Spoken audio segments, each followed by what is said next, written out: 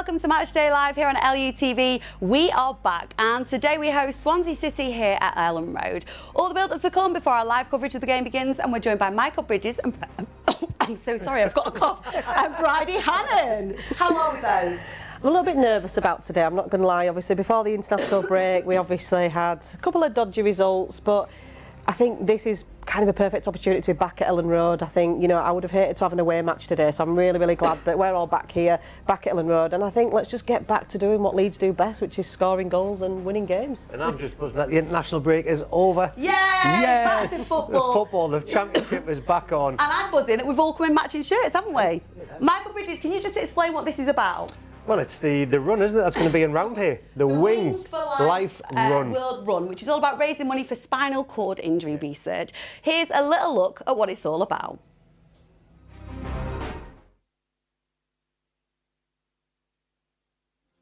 World Run.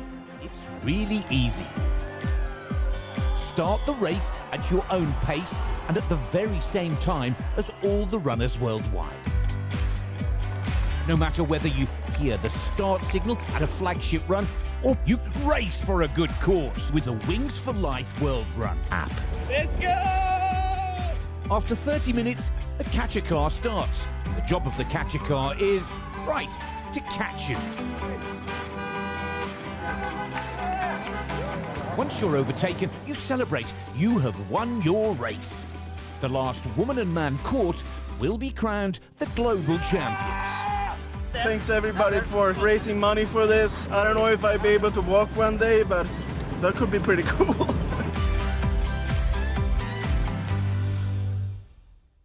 This is an incredible cause. We are raising money for spinal cord injury research, and all the players today are going to be wearing the Wings for Life logo on their match shirts, and you'll have the chance to bid for those special match-worn shirts too. You can't see it, but Michael Bridges is exposing his shirt at the minute. We're showing the players warming up at the minute. And I know, Bridie, you were thinking about getting involved with this run, weren't you? Do you know what? I've done a little bit of research on it, and like, what a great cause. I'll be honest, I'd never heard of it before, but I guess that's the whole point of this. It's to raise awareness, but more importantly, to raise money. And you know, it's £22 to enter, and I really want to do it. I am taking a holiday soon, but I come back I think on the Thursday and it's on the Sunday, so if anybody wants to run it with me, please do. It looks like good fun. You set off and a virtual car chases you. I mean, Michael Bridges nominates himself. He'll run it with you, Bridie, are you? If Bridie does it, I'll do it. I might have to do a little bit of walking. Bridgie, what a great game to get back though after the international break, isn't it? Yeah, it is. We're back at home, and you know, after seeing we were top of the league until last night, somebody went and got a result over Coventry. So the gauntlet's been thrown back down towards us. You know, we've got to go out today and perform. Swansea are coming here to take on Leeds United. Now, at home, our home record this season has been, you know, sensational. Swansea don't travel very well. The stats show that. Bridie will explain that a little bit later on. So I'm very confident that we can get back to winning ways, get that top spot, and just keep Burnley as well at bay. You know, it's the three teams that are going for it, and I do not want to be in the same situation as last year. Yeah, we can see the teams arriving here. You're right, Bridgie, it does feel this time of year, with 8 games to go, doesn't it, Bridie? Like, the pressure is on, and when you look at the three of us at the top there, you're just hoping. Well, I feel like we are going to be up there, but you're just hoping, come the end of those 8 games, we are. Well, we said the other week about like how it's so hard not to look at the league table, but I kind of said to myself, I'm not doing it. I'm not trying to work out the maths because, one, I'm not very good at maths, but two, this championship, it's full of surprises all the time. So I just think it's really, really difficult to predict. But like what you just said, Bridget, it's in our hands. We go top again today. So hopefully we start well and we get the early goal, and you know, we've proved this season, you know, when we do start well, we generally then go on to win the game. So yeah, just a massive, massive game for us, and I think the fixture list has been kind with this result. I would have hated to come back from the international break and play a Sheffield United or a Burnley, so I'm really happy that today it is a team like Swansea, to be honest. Let's have a look at team news for us, shall we? Sam Byram in for Junior Firpo. Big news as well, Ethan Ampadu starts in midfield with Joe Rothwell, and Brendan Aronson is in at number 10. Willie Nonto is on the bench. Yeah. Michael, thoughts on that? Absolutely buzzing to see Ampadu in the midfield. You know, what I think of Rothwell going forward, the possession, set plays. He was a bit rusty in the last game for his set plays, but you know, every other part of his game I think suits us. He's got the balance of Ampadu, a leader. I think he's so much better suited in that midfield than we saw him play centre half. Sam Byram comes in, he's always Mr. Reliable. Firpo, Junior Firpo, obviously the travel's involved the international break, that's why we have all the staff behind Daniel Farker to monitor what the players do. So obviously there's something there. Hasn't had enough recovery. I like to see Firpo in there, personally. But every time we've relied on Sam Byam, has he let us down? Not a chance. Brilliant squad player. So all in all, really looking forward to seeing the lads go for this. What about you, Bridie? What do you make of that team news? Yeah, I'm happy with the team. I would have liked to have seen Nonto in there, but obviously he's come back with a bit of a knock, hasn't he? But, you know, to be fair, Brandon Elton, you'd say he's had a good season. He's been off it the last few weeks. I think, you know, it's clear to see. But he is one player that hasn't been away on international break. So hopefully he will, you know, come back. You know, he's a little bit refreshed. He's been at Thorpe Arch, as with, you know, a small group of players. So, you know, hopefully he shows today why his manager has put so much trust in him this season, because he's had a good season. But I just think Nonto coming on as a sub the last game, you know, fantastic, wasn't he? He played really well when he came on, and I was dying for him to start today. But obviously, you know, you can't help it. It's international break and things like that. So he might come on, he might play a part, but I do think he's got an important part to play in going into these 8 games. Absolutely. Look, well, the atmosphere is building very nicely here at Elland Road. Let's get the thoughts now of Pascal Struijk. Well, Pascal, is it good to be back again? Yeah, it's really good to be back. I feel like we had a good time off a little bit to reset. So everybody that came back is ready to go again. Is this the start then of a mini season, if you like? You know what you've got to do now, don't you? Yeah, I mean we all have the same target. We know what we want. We know what people expect. So 8 games to go, and hopefully we can do the best thing we can. Home form's got to be good now over these next few games, hasn't it? Starting today. Yeah, I mean, of course. I feel like the home form this season has already been good. Sorry, and I mean, we know how important it is that we win these games at home. So today is an important challenge, not an easy one, but we'll give it our go.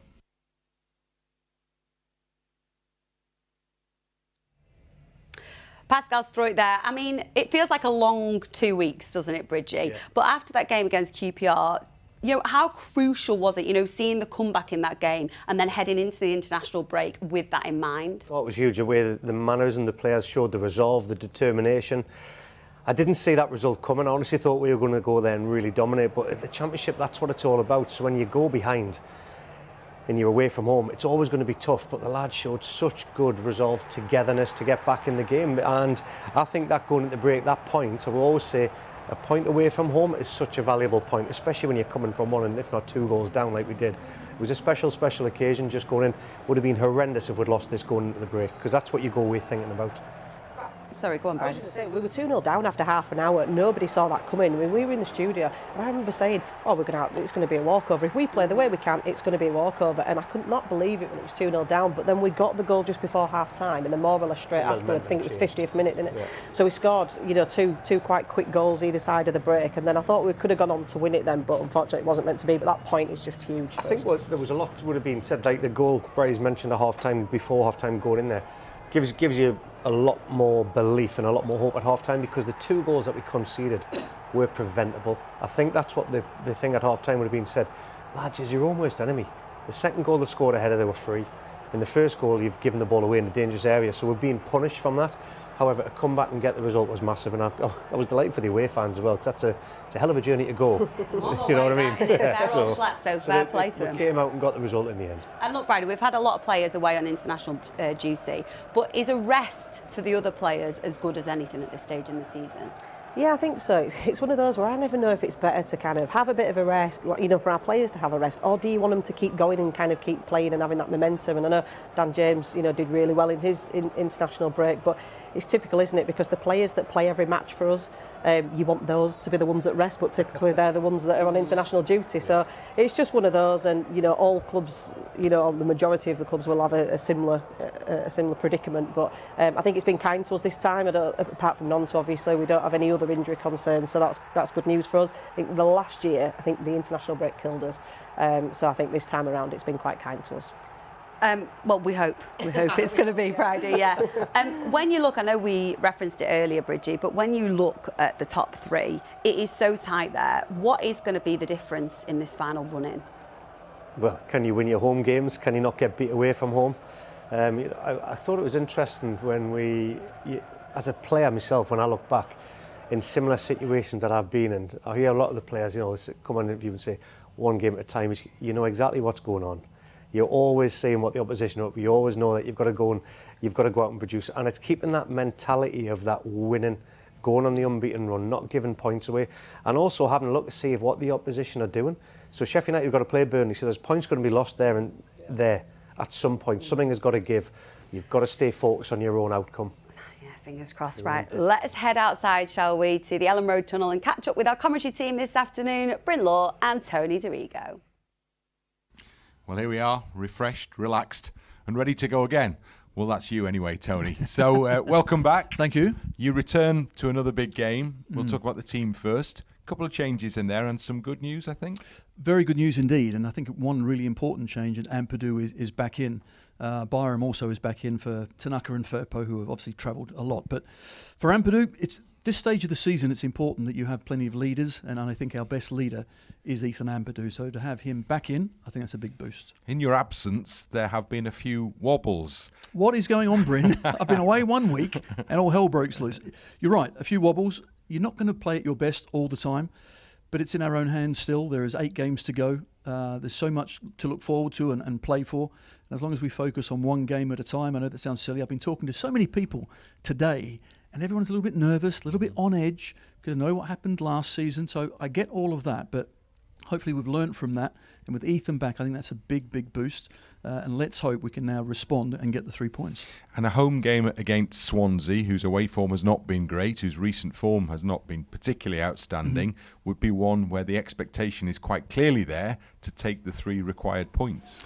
Yes, clearly there's more difficult fixtures, but once again, I always look at ourselves, how we play, and that's the focus. I then heard other people say, well, Sheffield United didn't help us much, did they, last night? Forget help. There's no help. It's what we do. So it's how we progress, how we play. We play well, we get promotion. It's as simple as that. We start here. We start here. There you go. Good message to finish with. Let's have a little chat about the opposition today, shall we? Because in all, it's been quite a disappointing season for Swansea, hasn't it? It's 6 points above the relegation zone. What is their mindset heading into this, Bridie? Come on. Well, I've got a couple here, Bridget. So it is their worst season in the last 7 seasons. So obviously that in itself, in terms of the league position, is not fantastic. But in terms of their away form compared to our home form, it's music to our ears. So they've lost 11 out of 19 away matches. And we've won 15 of 19 home matches. So on paper, on this piece of paper, we should win comfortably today. But as I mentioned, it's the Championship. They are set up quite defensively today at the 5-3-2. Obviously, they've got a new, well, that I say will new change manager. when they're in possession. That back 5 will turn into a back 3 and they'll overload in the midfield. But like you say, the one that stands up for me, we were laughing, Bridie. Possession, okay. They're second in possession. Wow. In the league, we're first, right? The one that stands out, 22nd in touches inside the opposition box, and we're first. So what I see them, this Swansea team, they know how to keep the ball, but they keep it in the wrong areas of the field. So it's all the defensive midfield. And if you come up against a team that you know are good in possession, but they don't get many chances in the opposition box, we're so good at pressing. So we're going to press, win the ball high. And I think it's a huge opportunity today. Like you said, they're only 6 points above relegation. They're not safe yet. But looking at their fixture, I mean, they've got quite a nice fixtures. They're playing 4 teams below them. So they've got a couple of games which I think are obviously winnable. They're not coming here today expecting to win. If they get a draw, they'll be absolutely buzzing. But they just don't want to get beaten by a lot, let's be honest. So they are set up quite defensively, like we say, but they're not going to hurt us playing around the back 4. They can, you know, as players, they can have it all day long. We'll get something like the last match, by the way, when it was the 4-3 classic. That was a crazy game, wasn't it? Absolutely I'd rather brilliant. not for the heart rate. Well, we got the result though. 3 points were there, but that was a special game of football. That was Willie Nanto got was it a 91st minute winner? Was it in that game? It was. It was like you say though, Bridie. Bridie told me that. Thank you. I'm joking. But like you say, we don't want our hearts racing like that. No, we don't. And I think, you know, some of their fans have said that that's their game of the season. You know, to score 3 goals past us, not many teams do that, do they? Let's be honest. But it was like they go in front, then we equalise, then they go in front again, then we equalise. And it was just like that. And then as soon as they scored in the 90th minute, you thought, that's it, we'll have to settle for a draw. But this Leeds United team just don't give up, and they don't know when to stop, do they? And they went to the 91st minute, and we love a last-minute winner. Yes, we do. I mean, just even looking at the highlights here, it's just mental to see how end-to-end this game was. And I'm saying I want entertaining football. These two teams can play football. It's about the possession style football, but we're in such good form compared to them. No goals in the last 2 matches. They've lost the last 2 games. So they're a team coming here in low form. We've just got to send them home and get them back on the road and say, there's no points here, get yourselves back down. Playing devil's advocate, though, is there not an argument for, because they have something to play for, they don't want to be sitting in the relegation zone, so they will be fighting to get as many points as possible for safety at this stage, and sometimes we have seen that can make teams quite dangerous, Bridie. Yeah, their manager's come out in his pre-match press conference and said we want to go there and we want a result. So you know, yes, they are set quite defensively, but like you said, in terms of how the game goes, they are going to want to come at us as well. One player that can hurt us is Josh Cullen, his centre midfielder. He's their top goal scorer. 10 goals this season. And watching some of the highlights, he's the intelligence. He's the one, that kind of pulls the strings for them a little bit. I do think they are lacking kind of that number 9, and this is why they've had to find goals elsewhere, or should I say they've struggled for goals, but he's the top goal scorer, but he's no Joe Peru, is he? He is not. Correct, Bridie Hannon. Right, let's hear from the manager, Daniel Farke, now, shall we? He's been discussing why he feels the squad are in a stronger position this season to get over the promotion finish line. It was definitely not the easiest summer in terms of the outcome last season, in terms of more or less the shortest summer break of all teams there, because we had to play 3 weeks longer. Then you had the hangover of the lost playoff final. Then you had really a difficult transfer summer in terms of losing some key players, also some emotional moments when players like Georgie Rutter, for example, left us. So it was not the easiest way. And then, the Leeds United shirt is always the heaviest shirt in this league. So there's always lots of expectations, especially in the away games.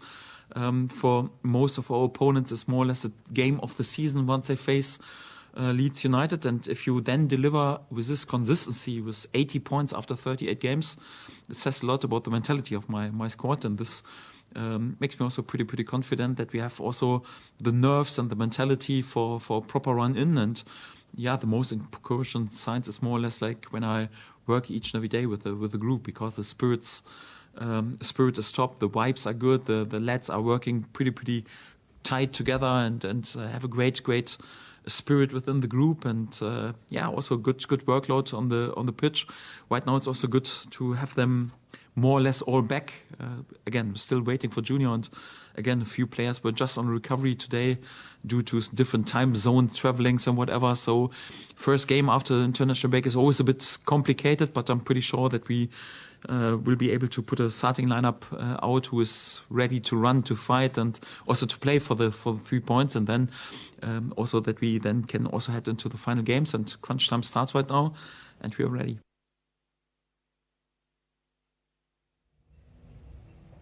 We heard Daniel there talking about the mentality within his players. Bridie, how do you cope with the pressure of knowing there's just 8 games to get this over the line? Because you're Leeds United and you're top of the league, you've got the best squad, and they've shown all season that we've been able to beat teams in and around us at the top. The one for me last season was when we really struggled against the teams that were in the bottom half of the table. We've beaten the teams. So this season's been a lot more, I could say, across the board, a better average points. And the lads have got to believe that. And when you're at home at Elland Road, Emma, there's no better place to come out. It's the opposition that have got to worry about the atmosphere that is at Elland Road, because it is a nightmare for the opposition. I've been here as a player for Leeds. I've been here as a player against Leeds. And believe you me, I'd rather be a player wearing a white shirt here. You've been here as a fan as well. No one shouts louder than Michael Bridges. Well, exactly. But it's like that is what you've got to make sure that you use this.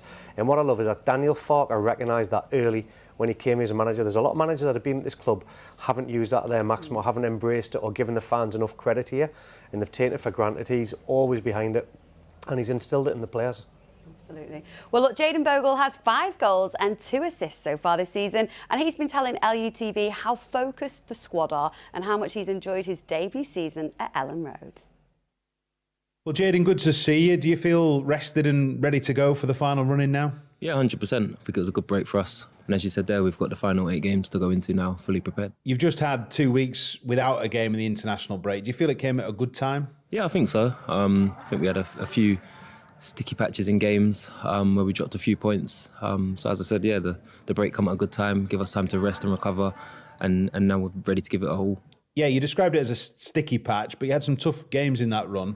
You must be happy, though, with time to reflect on how you came back in the last game at QPR. Yeah, of course. Once you're in that position, getting back into the game to a draw is a good result in the end. But obviously, from the beginning of the game, our aim was to win the game like we do with all the games. We go into them with the aim to win. So yeah, in the end, how it played out ended up as a good draw. But before the game, we wanted to win. Well, as we know, it's tight at the top of the table now. So what's the mindset got to be for you and the rest of the players for the remainder of the season? Yeah, I just think focus on ourselves. We're in control of what we can do, not pay too much attention to the other teams. And yeah, just take it game by game. But obviously we know at the end of it, there's a big achievement there. So that's what we want to do. I know you want to reflect on the season at the end of it all, but from a personal point of view right now, you know, goals, plenty of assists. How pleased are you with your contribution? Yeah, I'm happy. I think I could have done, still got the opportunity to do a bit more.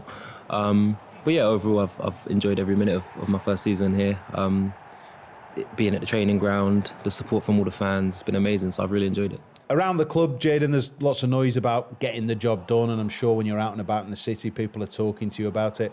So how do you keep yourselves on a level here at the training ground? Yeah, of course. I think the mindset of the whole group's good, and that comes from the coaching staff as well, and the club in general. I think there's not too much pressure on ourselves to have to get things done as soon as possible, even though we want to do that, but we take it game by game, and put performances in training, and then that takes it into the game day. This weekend against a Swansea side who've struggled this season, but you know, at home you must be really confident. Yeah, of course. Every home game we're confident, and again that comes down to the support of the fans. Yeah, and when the stadium's rocking, it's tough for anyone to come here. So yeah, I think we're all prepared. As I said, the break's been good. Gave everyone time to rest and recover, but also to be ready for the final 8 games. And I know you'd want the same result that we got at Swansea earlier this season, but I'm sure you'd like a calmer game than that, wouldn't you? Yeah, obviously it was a bit of a hectic game, but they happen throughout the season sometimes, you know, and I think coming into the last 8 games now, I think it's important for us to get a good rhythm going into them, and that starts on the weekend.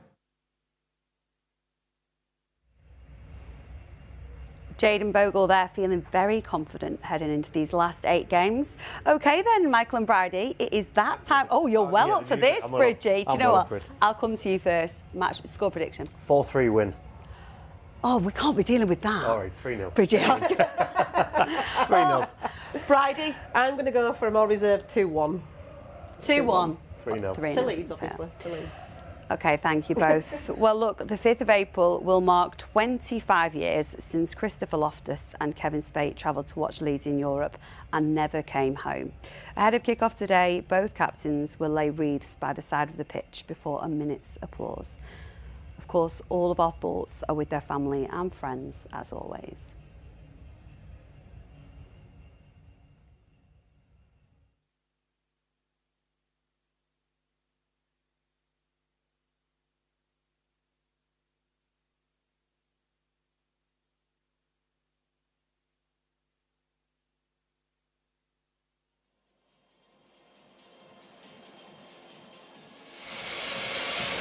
There you go, 25th anniversary of a tragic event that everybody in this stadium this afternoon will be remembering. I was out in Istanbul myself. I went to cover a football match. Never would I ever have imagined that I would end up reporting on something so horrific. Those 2 Leeds United fans who went but didn't come home, and we will remember them. The Leeds family will come together to do that job as Ethan Ampadu leads the side out here, and the white wreath is part of that memorial process the football club have been undertaking throughout the course of the build-up to this game, and during the course of this game as well, as we will see shortly. So Leeds United return to footballing action in the Championship with a home game against Swansea City. It'll be the All-Whites against the All-Blacks this afternoon. Leeds having slipped from top spot in the resumption of the Championship programme as a result of the Sheffield United win last night. Significant news from the point of view of the team as well, because Ethan Ampadu has been declared fit and starts the game. Wears the armband. Also coming in is Sam Byram, and with Tanaka and Firpo both on the bench, It would be the long-distance journeys that they've had from international football, which will mean that they are rested at least from the outset here. Nonto also had an injury problem on his international calling, but he is fit enough to be amongst the replacements for Leeds. Swansea City side there is pretty similar to the one that played Leeds in the game in South West Wales, a game that Leeds won dramatically with a final minute winner from Willie Nonto. Captains of the two teams, Ben Cabango and Ethan Ampadu, Welsh internationals both, come to the near side touchline to lay the wreaths down and talk with Leeds United supporters who were friends of Kevin and Chris.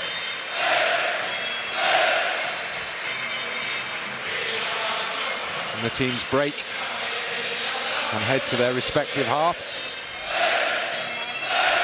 And Ethan Ampadu leads the line again for Leeds United. Ethan Ampadu, who has, in his absence, has been watching on whilst Leeds have wobbled a little in the last couple of weeks, having to come back from 2 down against QPR in the final fixture before the break. Prior to that, the midweek win against Millwall. Prior to that, defeat at Portsmouth. So there was a gap. The gap has disappeared, and it's all on again for the final 8 games of this championship season. There is still so much to be sorted out.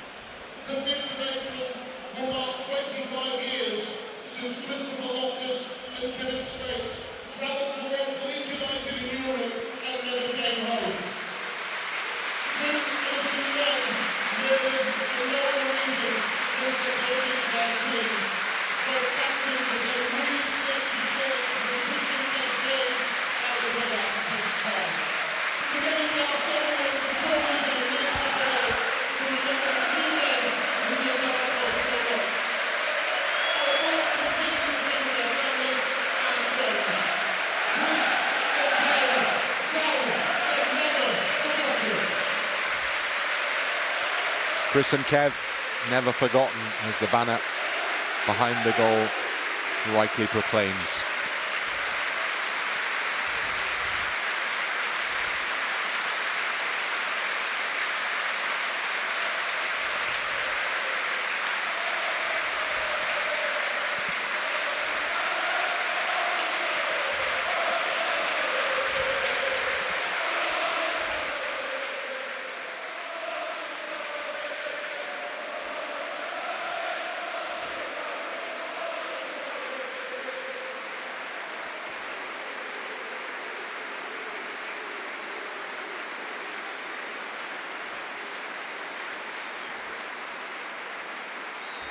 And the sun shines, as we remember, one of the darkest chapters in this football club's history.